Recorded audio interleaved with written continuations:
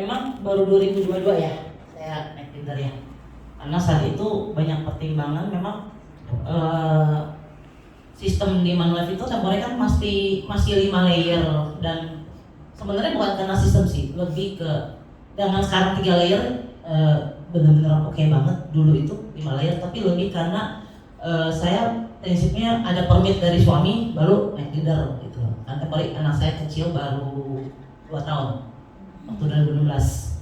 Jadi pada saat saya naik 2022 itu udah masuk 7 tahun ya, udah lumayan oke, bisa dilepas gitu.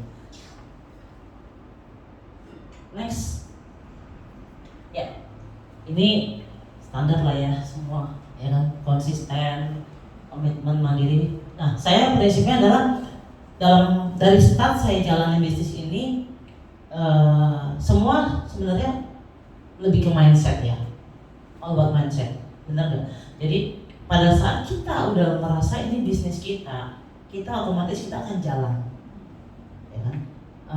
Nggak tergantung dengan siapapun. Prinsip saya adalah dari start saya join di Manulife as agent, life planner, every day saya ke kantor. Until now, kecuali lagi trip, ya. Jadi kalau teman-teman mau cari saya 7.30 saya di Starbucks every day. Saya sampai 6.50 tidur dulu di mobil, 7.15 saya turun ke Starbucks. Di Starbucks sampai jam 8, baru naik ke atas, lakukan banyak hal untuk tim dan lain-lain. Jam 12 habis makan siang, kalau nggak ada meeting ada apa, saya udah keluar. Saya lepas keluar dari kantor itu paling lama jam 4, kecuali ada sampai jam 4 lewat, nah sekalian malam gitu.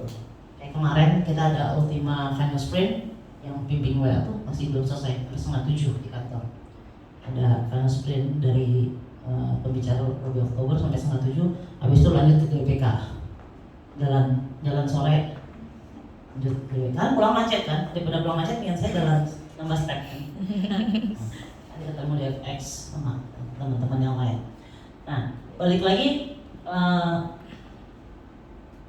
ini sebenarnya klise lah, teman-teman udah lakukan semua lah. Teman-teman pasti udah lakukan semua, konsisten, komitmen, mandiri, passion, integritas itu semua udah lakukan. Cuman saya mau bilang bahwa semua ini tidak akan bertahan lama kalau kita tidak punya namanya disiplin. Motivasi itu nggak akan bertahan lama.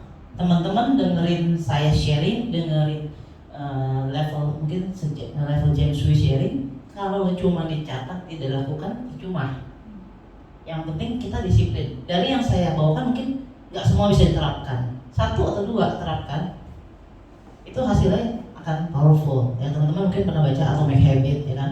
1% perubahan kita setiap hari, kita akan menghasilkan hasil yang luar biasa di akhir tahun. Itu saja yang dilakukan gitu. Nah, mungkin boleh next, saya lebih mau jelasin slide yang berikutnya. Nah ini perjalanan saya join di Manulife itu Agustus 2016 itu sampai Desember saya 32 case count.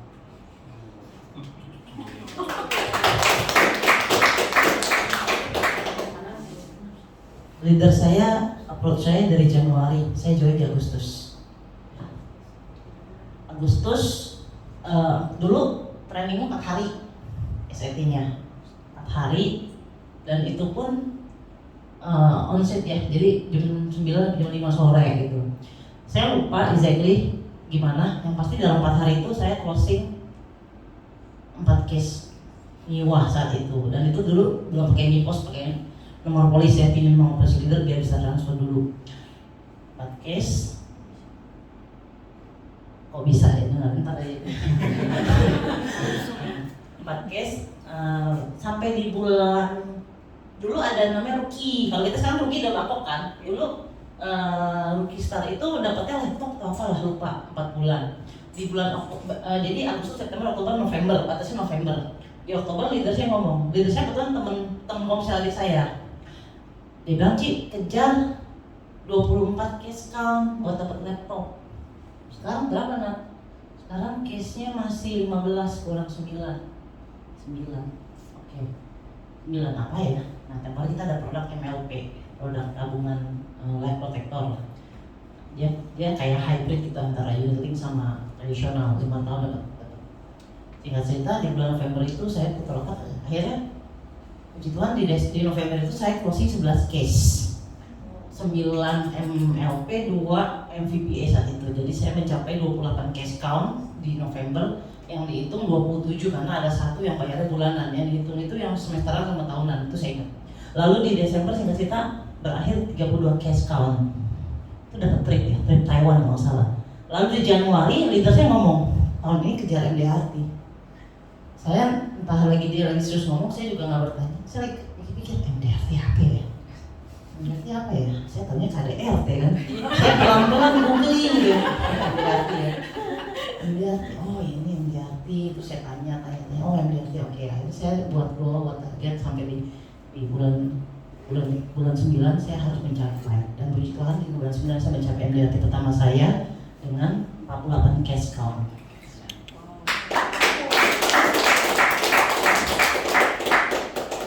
2018 saya mencapai 56 cash count, itu COT pertama saya.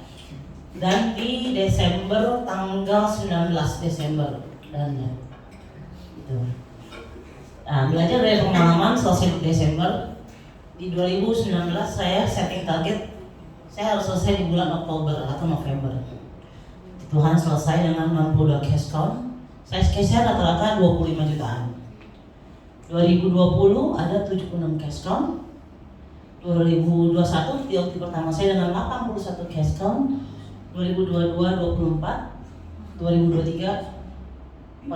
Kalau teman-teman lihat mana yang paling berkesan buat saya? Coba.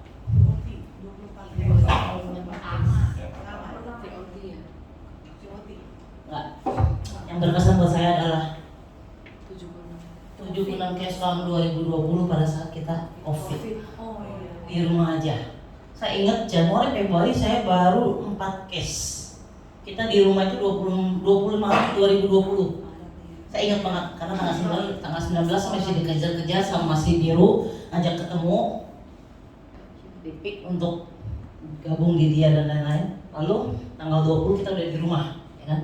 Di bulan Maret itu saya 14 case dan saya ingat banget karena di situ kita ada program Star pertama kali yang di launching Mama Life. Tiba-tiba dari bagian Star kontak Fenomena diminta sama CEO Pak Jeffrey untuk isi Star. Apa tuh Star ya? Kenapa saya ya Gary? Iya karena Fenomena bulan lalu 14 case, bulan 14 case. Saya juga nggak notice 14 case karena saat itu bulan 3 itu ada satu juga momen dimana mama saya sakit, nggak kena COVID tapi HB-nya drop karena dia thalassemia bawaannya lahir.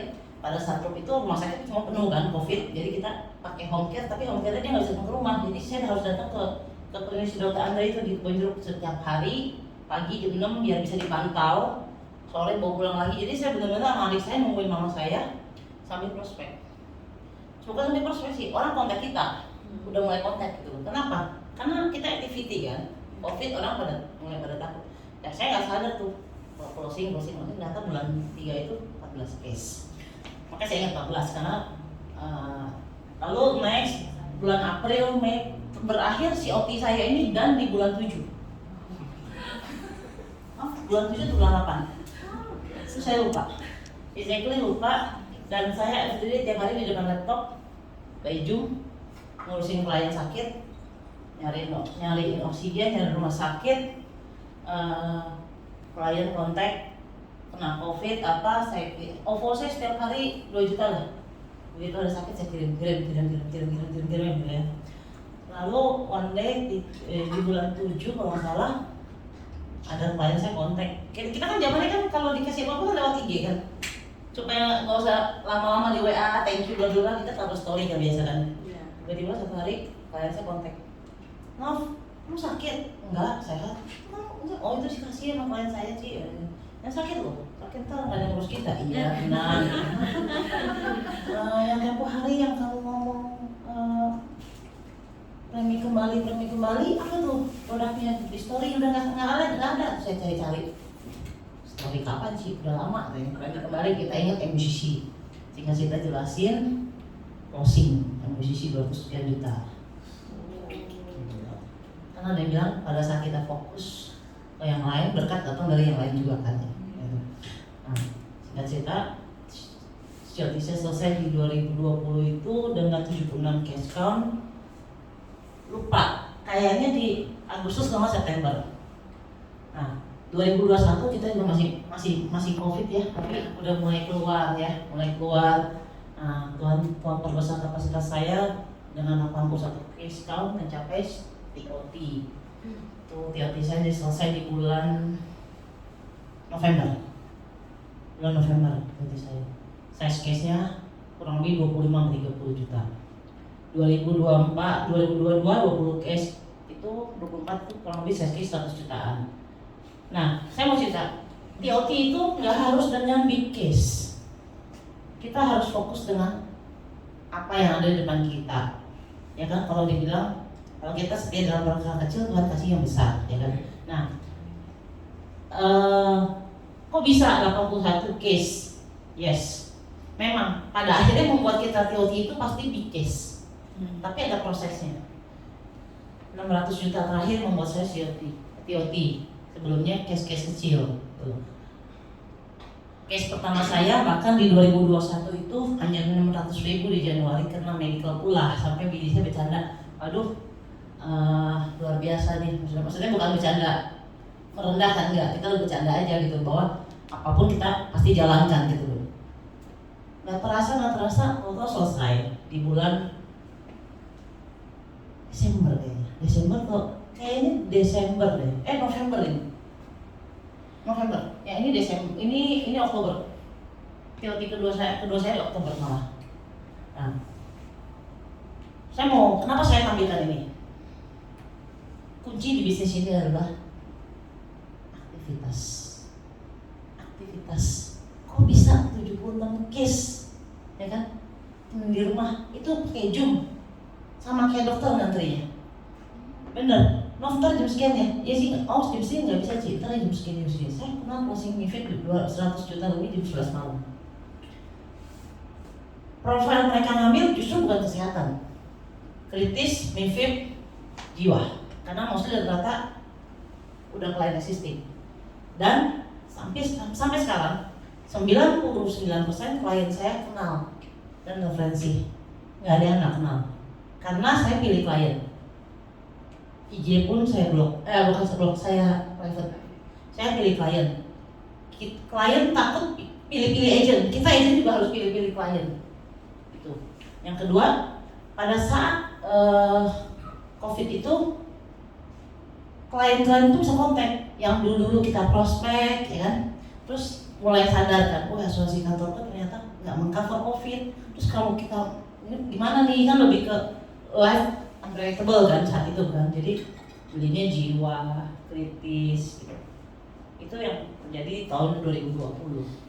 2020 itu saya bisa sampai jam 2 pagi di depan laptop ngurusin cari rumah sakit, pinjamin oksigen dan lain-lain. Kita lakukan semua lewat di rumah gitu. Tanpa sadari dulu kan kita ada obat-obat ivermectin atau apa gitu ya, saya udah beli banyak. Ada mau saya kirim gitu.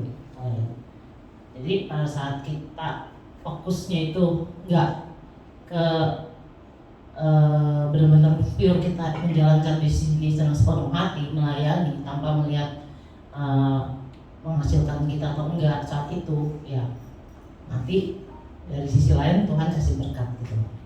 Ya, karena saya selalu ngomong sama tim, ingat loh, kita closing tanggal 6 terima komisi 20 terima komisi, kita belum kerja loh. In advance kita terima, benar nggak? Orang ngambil nama kita, asuransi kesehatan, kita belum kerja loh, tapi diterima komisi. Pada saat dia sakit, kita ada nggak gitu loh, ya kan? Itu yang selalu lakukan. TOT kedua saya 2022 itu selesai di Oktober dengan ada satu case yang main besar 1M. Case 1M itu di CK, saya ingat. Itu Oktober, itu kekuatan afirmasi. Pada saat Oktober, kita ada National Leader Conference di Pullman. Lupa ya, saya lupa Pullman. Waktu ada Ryan sama Budona, habis break itu pada makan. Pena, Kamil. foto biasa. Kita buat video, kata si Ryan. Oke? Bilang apa? You just say yes, yes, yes. Oke? Saya akhirnya bikin video. Yes, ada nih videonya, mau bikin coba. Yes, yes, yes. Oke. Sampai 3 kali take. Dia cuma bilang gini, Novena have a big case this October. Yes, yes, yes. Oke. No, dia bilang kurang kuat, dia bilang. Nah, paling gampang cari di WA Ryan, karena pas habis saya closing Ryan itu saya WA Ryan. Nih Ryan. Terus dia bilang, benar, ya itu terjadi ternyata gitu. Saya kirim ke pimpinan, kalau pimpinan ngomong. Itu afirmasi terjadi pada saat itu tanggal 2 Oktober, bayangin 2 Oktober 2022, ya kan? Itu juga, oke, sampai 3 kali take kalau nggak salah, 3 kali take.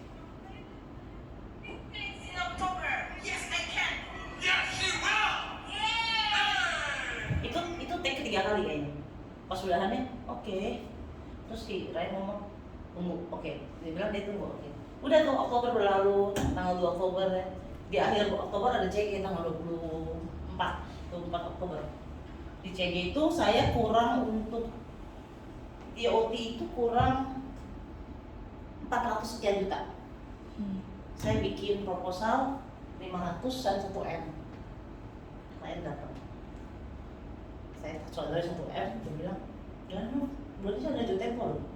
Iya sih, udah 500 aja, ya udah 500. Nomor 1M sih enggak, ditulis di layar 500, balik, tiba-tiba dia ngomong, tapi ini ya, satu bayarnya ya, tapi dia punya 2 tahun. Pak, ambil 2 tahun, my precious. Tapi nggak ada diskon loh, Ci, nggak mau 5 tahun aja. Enggak, 2 tahun aja biar cepet beres. 500 kan. Kan kalau Memphis 2 tahun juga tetap full kan SYP kan masuknya. Nggak mau 5 tahun Ci, enggak. Saya bikin 4 proposal, yang 500 tapi 5 tahun sama yang 2 tahun. Enggak ada 2 tahunnya. Pas saya udah balik duduk, namanya udah di layar. Lo pun 2 tahun dong? Iya 2 tahun Ci, mau 5 tahun aja. 5 tahun diskon, 2 tahun ada diskon. Enggak ada 2 tahunnya aja. Ya udah 1M. Saya begini, ambil beneran. Terus 1M. Udah. Pas sudah selesai pulang ya, saya anterin dia ke mobil, balik lagi, udah pada selamatin saya, kan saya juga nggak notice. Sampai rumah saya angkat telepon, jam 4 pagi saya bangun, jam 4 lewat, saya bangun, ini 1M, ini 1M, nggak pernah punya panggilan 1M, biasanya kan besok gue 1M kan, pagi-pagi saya udah di kantor, submit, pernah 1M, 1M. Closing, dan dia udah fully paid nih, udah bayar 2 kali kan, udah beres kemarin.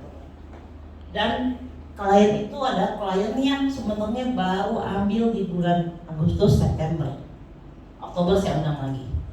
Nah, teman-teman seringkali suka kayak ahli nujum kan? Nggak enak lu jatuh tempo, saya tertawarin lagi, ya kan? Nggak enak lu jatuh tempo, mindsetnya dibalik, dia nanya jatuh tempo berarti dia ada uang. Ya kan?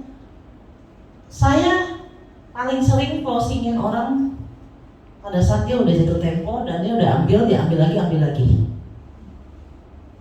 Gitu. Nasabah saya ini dari bulan Juni ambil, Juni, Juli, Agustus, September, Oktober ambil. Total dari Juli sampai September, Oktober itu total yang dia mesti bayar sekitar 2,5 M. Itu perjalanannya itu dari Juni. Saya ingat banget Juni itu kita, saya ke rumah dia nganterin oleh-oleh dari Turki. 2022 kita ke Turki kan. 2022 ke Turki Juni, beli yang di Raki tuh kayak wine gitu. Saya mau gojekin, rumahnya di Green Lake, gojekin takut pecah. Akhirnya pas saya lagi ke Serpong, abis join rekrut, ada di rumah ada, saya mampir ya dari Serpong ke Green Lake gak jauh lewat sini. Main rumah saya pikir kita kan nggak enak ya kalau lagi habis pandemi gitu nggak mungkin main masuk ke rumah gitu ya. Saya di depan halaman rumah dia di kamarnya. Dia keluar, saya kasih oleh-oleh, ngobrol bentar, mobil masih hidup. Terus kasih, oh iya no thank you. Kok ada di Tempo? Ada Ci, belum ini MPA. Oh itu saya kasih di saya dia. ada promo apa, produk apa? Oh, ada ini sih Maxion sih, tapi udah yang si itu udah kan anak saya ini ya. Tapi yang si Ocon belum. Ambil sih, boleh sih bulannya. Yang dulu dia ambil cepet. Sini kasih. Ngope aja, ngope. Diskon loh, 10%. Ya udah boleh deh. Terus ke mobil lagi ambil handphone. Bener nggak diskon, lupa kan? Lupa itu kan turun dari mobil tuh mobil di handphone. Mobilnya di handphone di mobil. Saya turun di mobil masih hidup gitu loh. Di karpot dia. Di Greenland kan rumah nggak ada pagar ya. Saya main mobil diskon 10% lagi. Saya ambil handphone. Iya bener diskon 10%. Ya udah, udah pulang. Nah closing sampai deh. Juli saya ke tempat dia lagi. Closing MiFID. Agustus lupa. Pokoknya terakhir itu ngambil yang bulan 11 itu. Bulan 10 itu ngambil. Nah itu yang membuat saya TLT di sini. 2023 tahun yang lumayan struggle juga buat saya. Situ banyak banget itulah. Di tahun itu memang target hampir udah semua miss ya. Mau selesai MDRT di Maret, selesai di bulan 5. Mau COT di bulan 6, selesainya di Desember. Pulang dari Jepang, papa saya sakit mendadak. Nggak ada apa-apa, toto pulang dari Jepang 2 hari, mama saya kontak, papa saya nggak bisa makan, bla dibawa ke rumah sakit. Singkat cerita, sampai nggak ada 81 hari kena cancer. Tapi puji Tuhannya, papa sempat punya MOHC. Jadi semua di cover sama MOHC, cashless hampir 1,5 M. Cancer paru-paru, saya ada tinggal itu. 2021 ini saya udah sempat ambilin MOHC.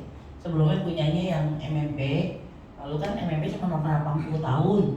Lalu pas habis pandemik kita mulai, saya ingat banget tuh Januari, ponakan saya ulang tahun, makan di Marriott, pulang mampir ke Lotte, ada yang medical itu lebih KB. Papa tes, habis makan enak kok bagus semuanya, kita kalah gitu. Saya bilang, ambil asuransi update ya udah boleh lah, papa sehat ya. Biasa orang tua kan suka gaya-gaya gitu, sehat papa, tuh orang aja lebih jelek dari papa. Singkat cerita, ambil pas dia mau 70, karena dia ulang tahun 31 Desember tahun 50, berarti di Januari 2021 kan dia udah 71 kan, tapi kan kita kan hitungnya 70 kan. Ambil tuh kena medical lengkap sama Nora, terima. Sempat saya udah kalau nggak sampai nggak terima, mau nggak mau saya coba ambil di tempat lain deh ya, daripada nggak punya kan, karena udah mau 70 gitu. Itu terima, mau gue 2021 nggak ada apa-apa, sehat semua. Tiba-tiba di 2023 itu, tapi dokter bilang cancer memang bisa muncul 3 bulan. Makanya kan ada false out, dalam 3 bulan tidak boleh terdeteksi cancer, baik diketahui maupun tidak diketahui. Ya waktu pertama kali 19 hari di Mitra Kemayoran dikira TBC, tapi hasil negatif. Akhirnya di tes segala macam, terdiagnosa kanker paru. Langsung saya bawa ke onkologi, bawa scan opinion, bawa ke MRCC dari kantor. Dokter bilang ini segera dibawa kemari, udah pasti ini kena kanker paru, cuma dia mau tahu metastasis atau primer. Singkat cerita, dokter pun nggak percaya kalau ternyata papa pakai asuransi. Jadi dokter Prof Cita bilang ini biaya cukup besar ya bu, sampai PET scan, sampai ini nggak di cover. Kita udah pikir udah kalut ya. Maksudnya dok? Iya nggak di cover. Nanti begitu sudah ketahuan hasil biopsi baru BPJS cover. Dok nggak boleh pakai asuransi. Saya diminta pakai asuransi. Di sini bisa pakai asuransi atau di sini masuk ke BPJS? Bisa asuransi. Emang papa ada asuransi? Ada. Umurnya 73. Ada dok. Ini di Mitra pakai asuransi. Asuransi sesuai tagihan. Ini mahal sekali kalau kena cancer. Iya dok. Sesuai tagihan. Asuransi apa? Mana ya? Udah sesuai tagihan. Oke, segera. Kalau begitu secepatnya. Nanti saya utamain PET scan segala macam. Singkat cerita 13 November dibawa 15 PET scan, keluar hasil memang udah primernya. Dokter prediksi setahun, kalau nggak dipapain 6 bulan, tapi ya keluar kenapain 81 hari. Di MRCC 61 hari. Everyday saya di rumah sakit. Tapi Tuhan selesaikan saya. Foto saya dari Oktober 800 berkurang di di Desember 1 Desember kurang 343. Lalu di tanggal 12 kayak 15 Desember deh ada CG di Mulia, saya ajak klien saya closing 363 juta. Selesai COT saya. Itu amazing ya, benar-benar kelar gitu. Dari 800 berkurang, bahkan pulang dari Osaka aja saya belum closing tuh, tanggal 24 pulang 26, papa saya masuk rumah sakit 26 saya mau udah janji klien. Adik saya bilang, udah sih pergi aja, gak apa-apa, ntar papa juga masih di sini, dokter belum datang. Adik saya prospek dulu. Udah tuh closing, PA, intinya pokoknya selesai lah COP saya. Itu luar biasa. Walaupun cuma nggak nyampe COT-nya, tapi ya karena saya afirmasi bahwa kalau Tuhan izinkan, saya mau COT lagi. Saya mau COT. Walaupun nggak nyampe COT, saya mau COT. Gitu. Makanya kita sekarang apa yang kita kejar, bahwa kita apa, mau atau mau banget, itu dulu deh. Kita afirmasi. Pada saat kita afirmasi positif masuk ke dalam pikiran kita lakukan, kita bawa dalam doa, dan itu terjadi. Saya nggak bilang saya nggak nyampe target karena papa saya sakit, enggak. Ada yang harus dievaluasi dari saya. Kenapa? Papa saya sakit di semester akhir kok, di kuartal 3 kok. Saya miss target saya kok. Jadi kita tidak boleh menyalahkan siapapun. Pasti ada yang harus kita evaluasi saat itu. Oh, saya lebih fokus temporary, terlalu fokus sama tim, terlalu fokus sama itu. Tapi semua itu nggak bisa jadi excuse. Buat saya no excuse. Dalam hal kita melakukan pekerjaan ini, saya termasuk yang straight ya, no excuse. Ya, saya nggak bisa ikut meeting, mau nganter anak. Cuma 2 tahun punya anak. Lu atur anak lu. Ya, kayak dulu kick off. Saya nggak ikut sih, cuma jemput anak. Oke, nggak apa-apa. Jemput anak tiap hari, iya tiap hari. Kick off tiap hari.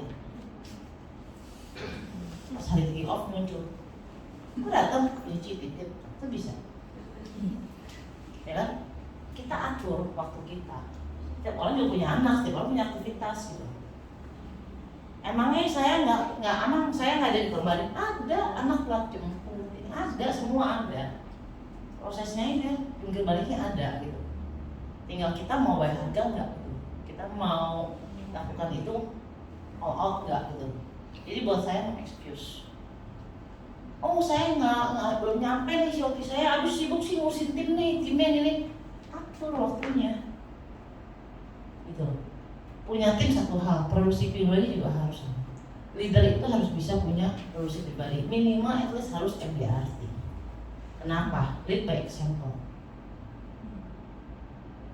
Kita suruh tim kita jualan, dia akan bilang, suruh jualan, lu bisa jualan nggak? Ya kan?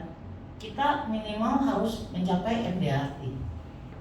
Pencapaian pertama, kenapa? Biar itu bisa menjadi lead by example dan juga memberikan satu pasti buat ke tim juga oke kan gitu loh, bahwa ya udah gua harus mencapai ini gitu, minimal pencapaian awal MDRT gitu.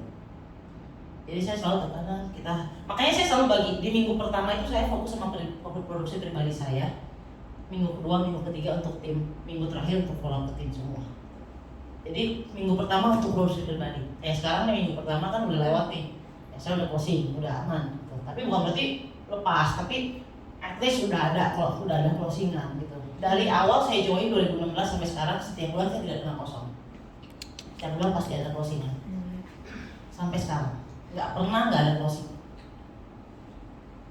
Activity, ya karena kita ada activity kan, otomatis kan akan ada hasil gitu, ya kan? Sering ada yang bilang, gila dong lu rajin banget sih, rajinnya belum tentu nyampe target, kayak belum males-malesan. Bener nggak?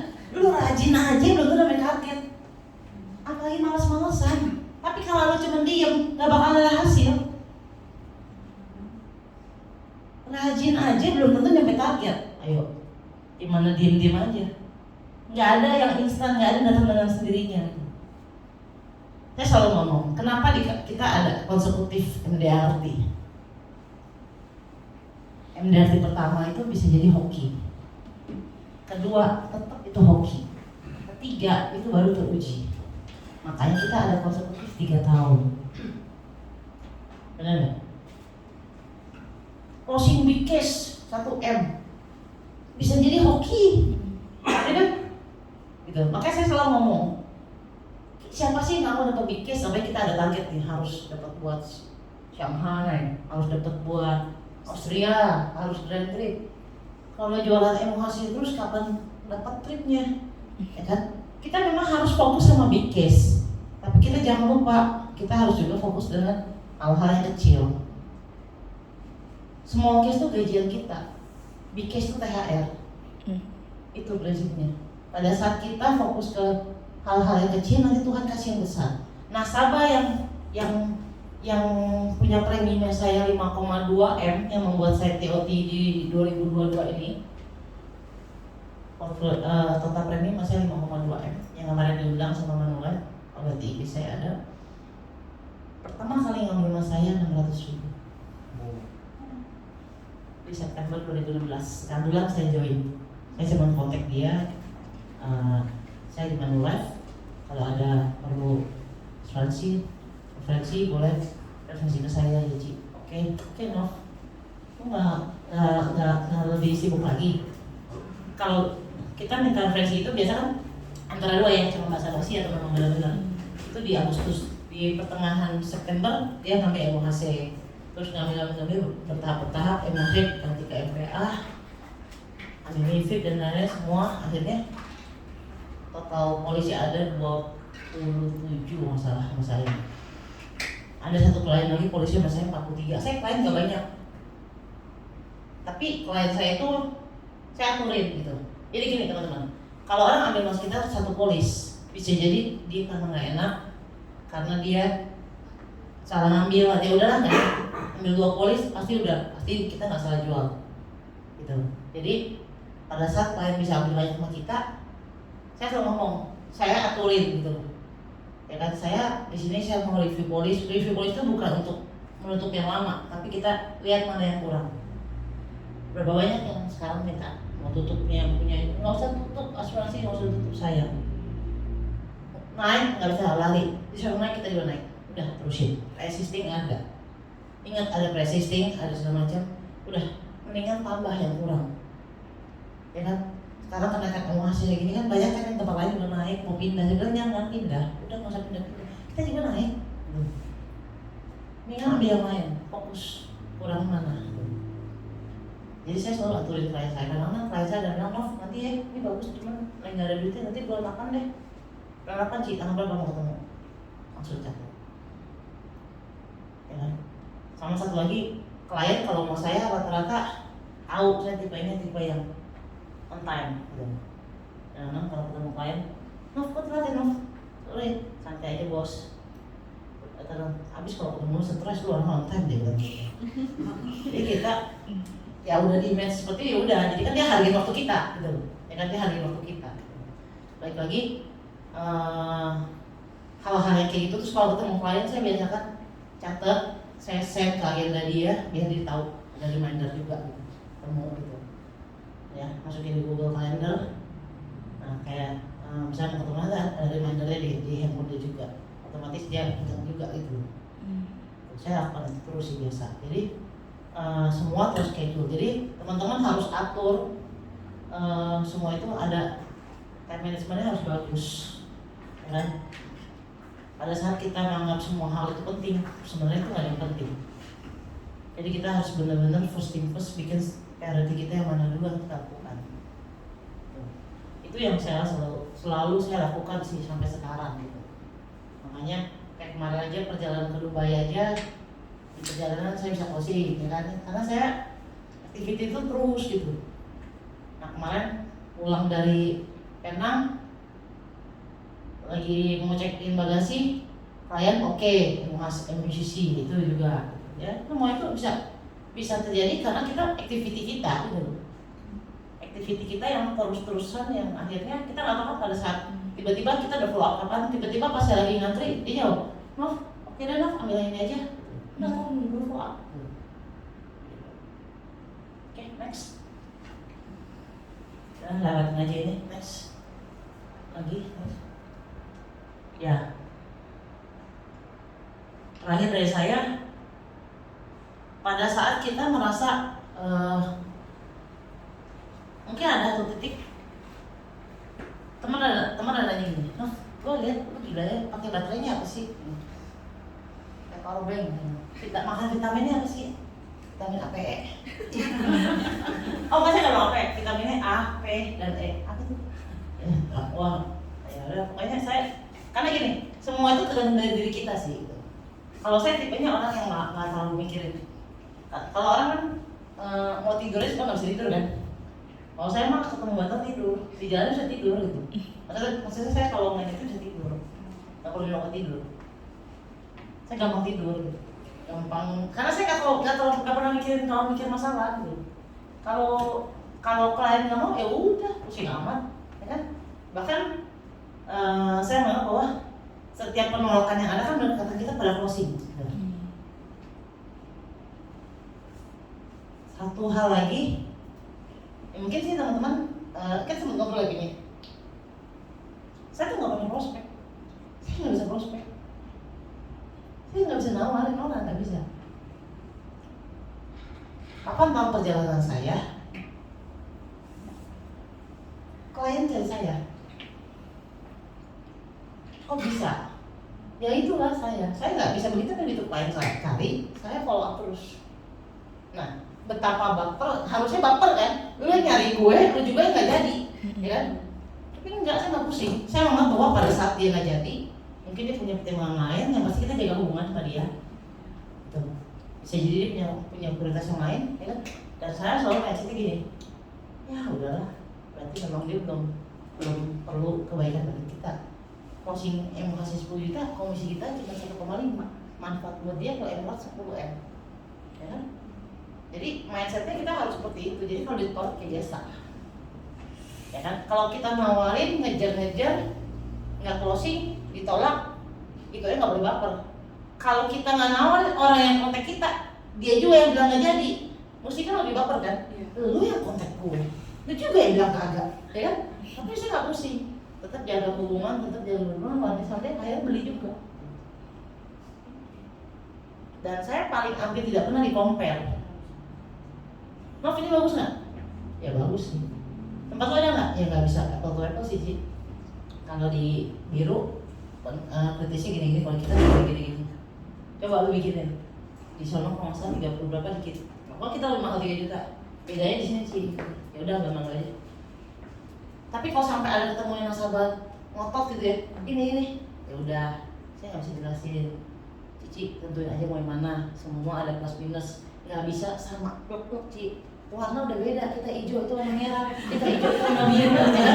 Semua produk ada plus minus yang sesuai dengan kebutuhan aja. Limit gede, itu limit juga semua nanti akan menyesuaikan, saya bilang. Ya kan? Kalau dulu kan ada Sequoia sampai limit 90M, satu apa 90M, ya kan? Ya kan?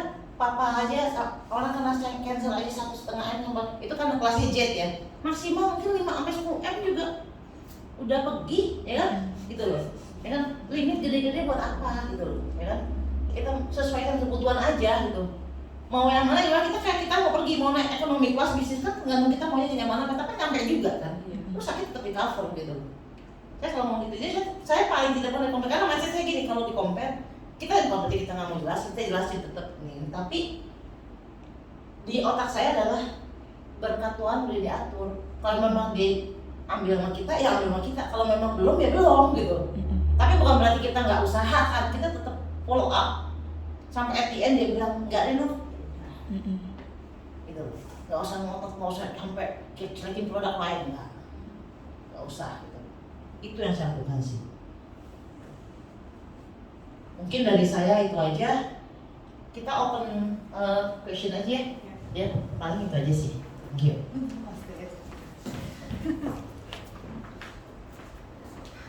Oke, sebelumnya beri tepuk tangan dulu ya. Wow, keren-keren ya. Semoga menginspirasi. Oke, ya kita mau open pertanyaan gitu ya. Yang mau bertanya nanti silakan angkat tangan.